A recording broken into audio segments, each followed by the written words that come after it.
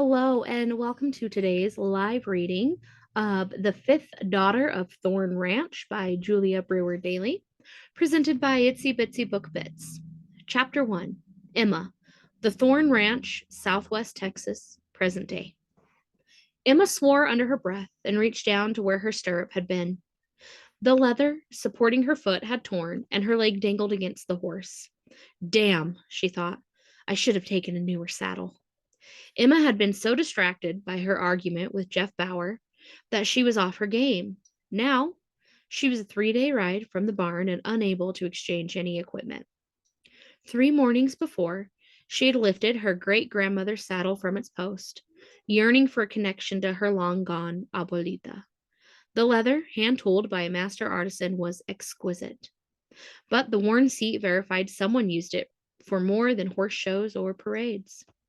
Emma imagined her tiny great grandmother herding cattle from this same perch and shouting commands to the vaqueros. She now fidgeted in her relative's saddle. Will I ever have her instincts? Emma often questioned her mother about what they required of her.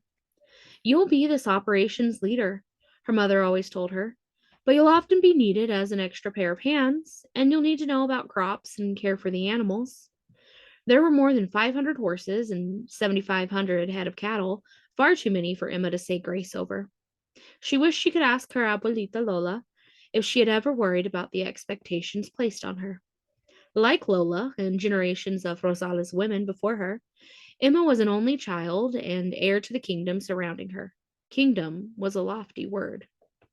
But the pressure seemed as great as those faced by the King of England. Emma was 22, but often she felt as if she were 12, her hands on the reins dampened at the thought of her responsibilities. Emma felt strong yet insecure, accomplished yet lonely. She never considered she would do anything other than managing the ranch until recently. Then, Emma began thinking about an animal practice in a small town. Maybe knowing the Thorn was 1 million acres and larger than the cities of Los Angeles and New York City combined gave her pause. The Thorn was a living, breathing entity that demanded constant attention. The ranch had a single fence surrounding 1,600 square miles of the property, spanning 8 counties. Since returning from college in the spring, Emma rode the fence line daily. It always needed repair and gave her excuse for being alone, so she carried a saddlebag of tools.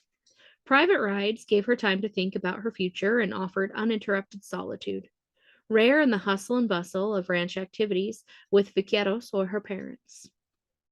On this ride, she avoided Jeff Bauer as well. She did not want to see him or think about his intentions toward her. Unfortunately, their last shouting match still echoed in her ears. It stung to think he was more interested in owning the ranch than having a relationship with her.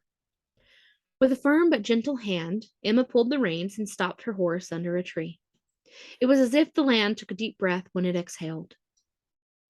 The scorching air screamed across the expanse. Hives broke out on her neck, exasperated by a searing pant of blistering wind. Her thick black hair swirled around her face as it escaped its clasp, and she dropped her bridle to sweep it back into a ponytail. Emma scribbled notes in a small spiral bound book about borders requiring additional barbed wire or fence posts. They'd dispatch a truck for those. It was helpful to keep fences mended, but Emma was more interested in areas on the ranch she'd never seen than in repairing boundaries. There were miles of the Thorn where her mother claimed no one had ever ridden. Ravenous Grand Canyon-like cavities traversed many sections where the magnificent Pecos and Rio Grande rivers crossed their property. The Rio Grande, which formed the boundary of their land with Mexico, was Texas's longest river. It was impossible to cross in places because of the swift current, unless you wanted to take your life in your hands. In the shade of a leafy mesquite tree, heavy with frothy blooms, Emma examined the land more closely. Some of her college friends visited the ranch during school breaks. They hated the rocky terrain, especially those from states with the perpetual green of pine trees and the shocking purples and pinks of exotic azaleas or camellias. When Emma visited those same friends in the south or northwest, their landscapes heavy with humidity and swollen with constant rains, she longed for the dryness of her corner of the world. Many thought the desert isolating and unattractive, with its low scrubs for trees and cactus plants for foliage, but Emma saw beauty in the desolation. She guided her horse around gigantic cacti that looked like eerie monuments reaching for the sky. She loved when the prickly pear blossoms were yellow against the spines of its body, and then rich red fruit burst forward. Emma learned painful lessons from picking the fruit, hair like needles embedding into her fingers. It took days for the minute spikes to wear out of her flesh. After that, she selected the fruit while wearing thick leather gloves and a handheld torch to scorch the prickles. Then her grandmother could handle them to make preserves. Emma liked standing at the stove, stirring a bright fuchsia syrup from the fruit. Abuelita Valeria, her mother Josie's parent, placed it into jars to save for the winter, and they spread the luscious jelly on toast in the mornings. Suddenly, Emma noticed the darkness of the sky. She was far from the ranch house, spending the last 3 nights on a blanket under the stars. She'd always camped, alone when possible, and with her parents away in Europe for the summer, she was free to come and go as she pleased. Her saddlebag hung behind her, stuffed with beef jerky, Flores cookies, and 2 water bottles. Emma knew where streams and rivers were if she needed refills. Jagged streaks of lightning filled the sky and thunder rumbled. Fascinated, Emma watched the atmosphere light up like the explosions on the ranch when they celebrated with fireworks. Skittish, Honeyboy snorted, and his head darted from side to side. She sped him up, gripping her knees and pushing her weight into the one remaining stirrup for support. Cliffs of red sandstone rose around her trail, and she looked around for a place to shelter. Then, without warning, Honeyboy lurched into a stumble that took him to the ground. Emma pitched forward over the horse's head onto the hard granite soil. She heard a loud snap behind her as she hit the ground. Emma pulled herself to a sitting position on the hard and cracked clay and rubbed her cheek. What was that?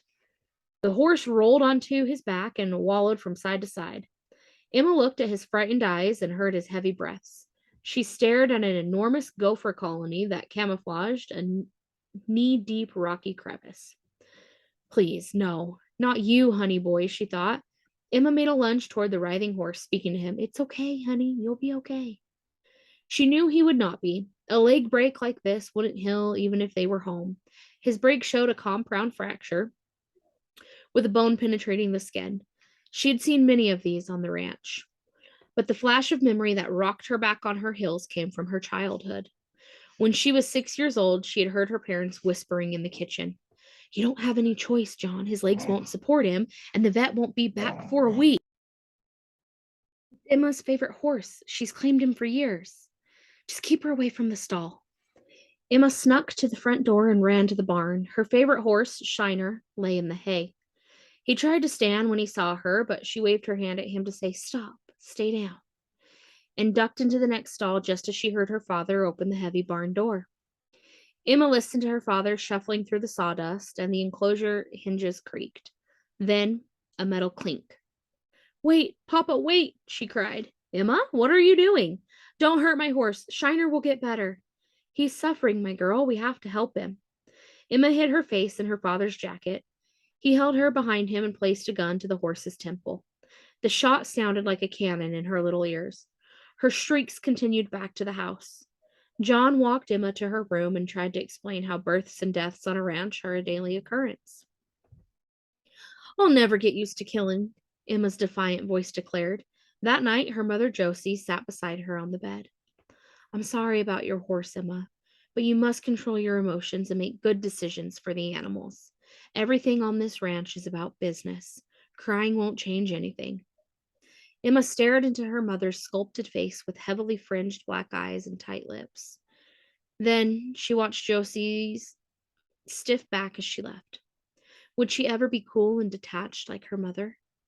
Now she took a deep breath and untied the saddlebag. Inside, she reached for her .357 Magnum pistol. Her stomach twisted like a metal coil. Tears brimming in Emma's eyes caused her vision to blur, and her hands shook. You were a superb horse. Go in peace. The crack of the weapon stopped the horse's movements. Emma pressed her face into his mane, smelled the straw-like hair, and cried. Even after years of placing animals out of their pain, Emma never lost compassion for the remarkable creatures in her care.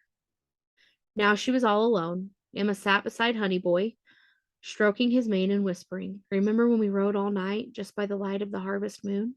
You never faltered. You trusted me and I trusted you.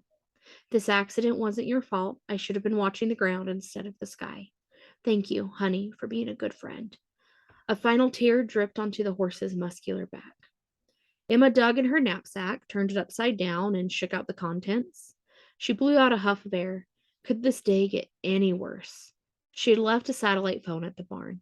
Now, completely cut off from civilization, maybe she was glad she was solitary. If they weren't in Europe, her parents would lecture her on the safety measures she'd learned from a young age. Never ride out on the ranch without water and a phone or radio. Always give a ranch manager the approximate area where you plan to travel. Her mother's mantra bounced from ear to ear inside her head. Well, I have water, Emma thought. One of the three. The heavens seemed to have heard her statement and distorted at the contemplation of liquid, with cone shaped black clouds and swirling raindrops.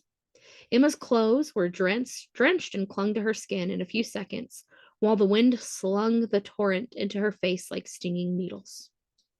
She pulled her great grandmother's saddle from the motionless animal and hoisted it onto her back. Emma looked once more at the four-legged friend beside her. She walked away. Emma was not frightened, but knew she should be.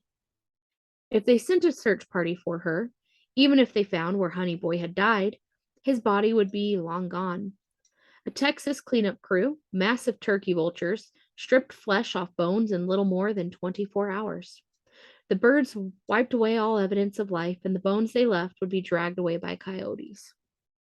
Her walk led her through deep fractures of rock, and she lingered to look at holes in the sides of the cliffs created from years of erosion by rivers and streams. Thunder exploded in her ears now, amplified by the stone walls around her. It was difficult to believe she walked in territory few had ever explored on the ranch, but the landscape, thick with mountainous peaks and valleys as deep as skyscrapers, prevented her family from using this ranch border with Mexico. It was wild and forbidding. Cattle couldn't graze here, and the crevice's depth made getting too close dangerous. Emma's wet, stringy hair dripped into her eyes, and her soaking clothing, whipped by the wind, stuck to her body. She wanted to get out of the sheeting deluge, so she tossed her saddle into the next narrow opening of a cave she saw and followed it in. Emma had come nose to nose with animals and dens before, so she squinted as she looked around. She could hear if a rattlesnake was there with its angry hissing and rattles chattering.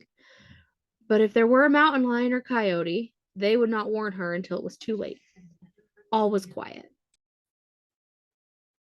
She examined her immediate area, still half lighted by the outside illumination, and yelled into the hollows, hoping to frighten any animals that might have shied into a corner. Emma used her saddle as a pillow and stretched out her legs. The howling wind roared against the mouth of the cavern, and flashes of lightning from the storm gave bursts to the dimness. She fell asleep within a few minutes, exhausted from her hike and emotionally spent from losing her horse. Emma awoke to the sound of rushing water. Gasping, she stared with her wide eyes and saw a river within a foot of the cave's opening. Grabbing her flashlight from the knapsack attached to the saddle, she used the heels of her boots to shove herself backward. The rapid scraping of her feet stirred up a cloud of dust and gravel particles. Emma's heart slammed against her rib cage as she recognized the rising tide could swallow the grotto. She had walked through a dry riverbed without realizing it. During previous rides, she'd watched from afar as floods devoured acres in minutes. Trapped, Emma scrambled into action. She crawled on her belly, using her elbows and twisting her torso. Luckily, the cave widened and continued for quite a distance. The small opening contradicted the size of the underground cavity. Would it fill up, or could she reach higher ground? Her pulse beat wildly in her neck and made her nauseous. She didn't want to drown tonight. While slithering through the barely wide enough tunnel, Emma's bleeding palms and fingernails, embedded with coarse pebbles, pulled her forward. When the coolness of a more expansive cavern hit her, Emma scooted onto her knees and then stood. Shining her flashlight, she saw that the fissure continued further than she could see in the darkness. Following the narrow beam, she walked upward, taking care not to slip on the treacherous path. The sheer size, the grandeur of the cavern, studded with stalactites and stalagmites, took her breath away. She continued climbing, ducking her head under lower places in the ceiling. She and her parents had visited tourist attraction caves when she was younger. and this one was as large as any they had encountered. Veering around an impressive formation that almost blocked her route, she discovered a lake. The dark surface rippled slightly as if a breeze blew from somewhere. Emma shivered, goosebumps covering her arms. A rocky, pebbled beach lined the water's edge. There, lying at the curve of the lake, was a dugout canoe. A hand strung net lay over the boat as if to dry. It was bizarre. Around the next bend was a set of stairs carved into the side of the wall. Looking upward, she saw light shining through a crack. Clinging to the edge of the barrier, Emma trembled as she placed one foot in front of the other on the narrow stone sections. Reaching the top of the steps, Emma glanced through a fissure in the rock. She saw her position on a plateau and stuck her head up through the hole and into the daylight like a prairie dog. In disbelief, Emma watched people milling around a sunlit pasture below her. The area sparkled from the sudden rainfall that lingered on tall grasses and glistened like jewels in bright shades of green and gold. Towering cliffs completely walled the pasture. There were pens of horses and crops planted in square plots. Women and children laughed while bathing in a stream, and men stood talking around a fire pit where they heaped stacks of wood. This gathering was not a picnic or casual outing. Emma could tell these people lived and worked here, on her family ranch. Disoriented, Emma narrowed her eyes against the brilliant light and shaded them with her hand. She thought she must be suffering from vertigo or exposure to the elements. But on the other hand, she might have a fever. Am I hallucinating? The individuals by whom she was intrigued did not wear jeans or shorts. They did not look like the contemporary Native Americans who lived around the Thorn. Instead, they had a lighter skin color and wore animal skins and tall leather boots. Was this a mirage? Who were these people?